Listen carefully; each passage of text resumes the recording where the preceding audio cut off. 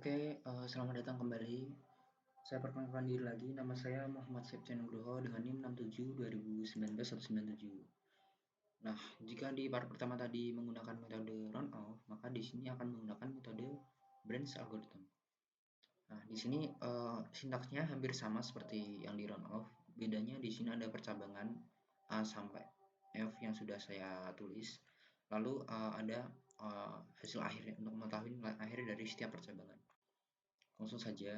Jadi sama seperti di runoff, kita install dulu POLP-nya, lalu kita import, lalu model dan variabelnya. Untuk menampilkan statusnya menggunakan fungsi print, di sini status masih optimal. Lalu keuntungan yang dihasilkan di sini adalah hasil runoff yang tadi. Lalu di sini ada percabangan. Nah, kita mulai dari percabangan A. Caranya adalah seperti ini, kita run yang percabangan A. Lalu kita lihat statusnya apakah optimal atau tidak. Nah, di sini statusnya adalah optimal, maka kita bisa ke hasil akhirnya. Nah, di sini nilai X1 adalah 4, X2 adalah 1,2, dan keuntungan maksimalnya adalah 35,2. Kita lihat di hasil manualnya. Jadi di sini X1 4, X2 1,2, dan keuntungan maksimalnya adalah 35,2, sama seperti yang di codingan sini. Lalu kita coba lihat yang B. Langkahnya sama, dari import saja. Model variabel, statusnya, lalu kita ke percabangan B. Nah, kita lihat statusnya apakah optimal atau tidak.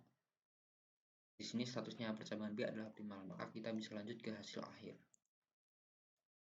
Nah, di sini X1 adalah 3, X2-nya 2, dan keuntungan maksimalnya adalah 33. Kita lihat di hasil manualnya. Jadi cabang B, X1-nya 3, X2 2, lalu keuntungan maksimal atau profitnya adalah 33, sama. Kita bisa lanjut ke percabangan C. Kita langsung saja run.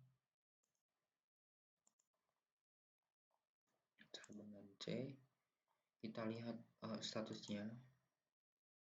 Nah, di sini status percabangan C adalah invisible. Lalu kita lihat hasil akhirnya saja biar tidak penasaran. Nah, ini hasilnya sama seperti yang di runoff tadi karena tidak mengembalikan nilai. Karena invisible itu tadi. Kita lihat yang di PPT-nya percabangan C. Nah, ini syarat X1 lebih besar daripada sama dengan 4 dan X2 lebih besar sama dengan 2 di luar area. Maka percabangan C adalah tidak visible. Jadi dihentikan, tidak bisa bercabang lagi.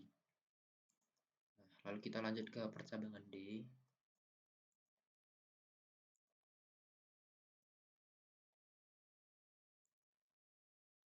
Kita cek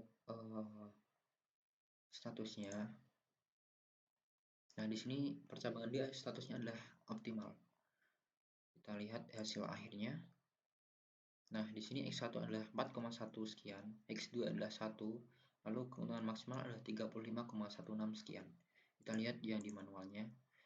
Nah, di sini X2-nya 1, X1 41/4 atau 4,1,6 sekian.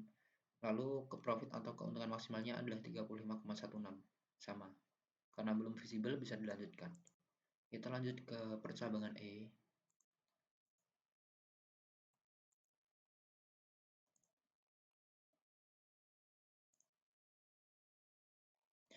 Kita cek statusnya apakah optimal atau tidak. Nah, status percabangan E adalah optimal. Lalu kita lihat hasil akhirnya. Nah, di sini nilai X1 adalah 4, X2 adalah 1, lalu keuntungan maksimalnya adalah 34. Kita lihat di hitungan manualnya. Nah, di sini sama. X1 adalah 4, X2 adalah 1, lalu profit atau keuntungan maksimalnya adalah 34. Ini sudah visible karena sudah tidak ada koma. Lalu kita coba lagi yang percabangan F.